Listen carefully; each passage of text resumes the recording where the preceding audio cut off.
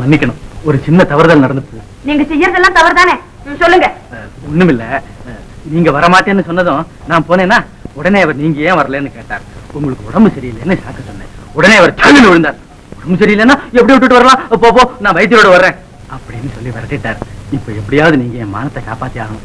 உங்க மானத்துக்காக நான் நோயாளியை நடிக்கணுமா? மானத்துக்காக வேண்டாம், என் உத்தியோகத்துக்காகவாவது கொஞ்சம் வேஷம் போடுங்களேன். இப்ப நான் என்ன வியாதின்னு சொல்லி துறைக்கிறது? உங்க இஷ்டம், என்ன வியாதின்னு நான் சொல்லல. ரொம்ப நல்லா இருக்குது. மாப்ள,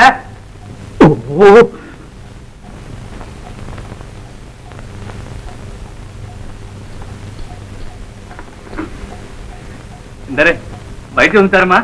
ஆமா. ஏம்மா உடம்புக்கு என்ன சொல்லு அம்மா.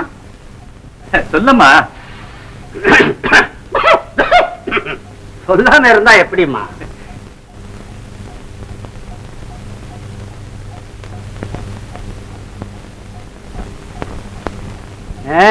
நீ சொல்லலன்னா இந்த வியாதியை கண்டுபிடிக்க என்னால முடியாதா?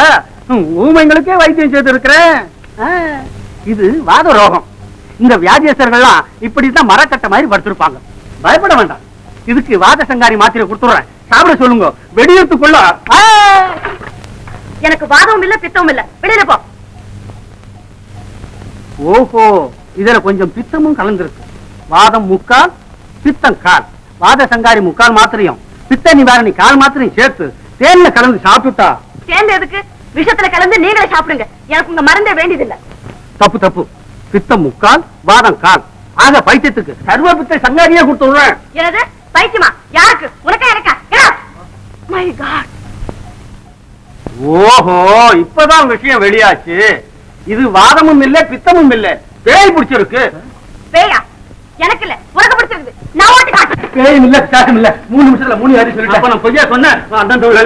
லட்சத்துக்கு கூட அதுக்கு நான் செய்ய முடியும். நீ போய் ஒரு எலுமிச்சை ஒரு சாரி சீசா கொண்டு வா.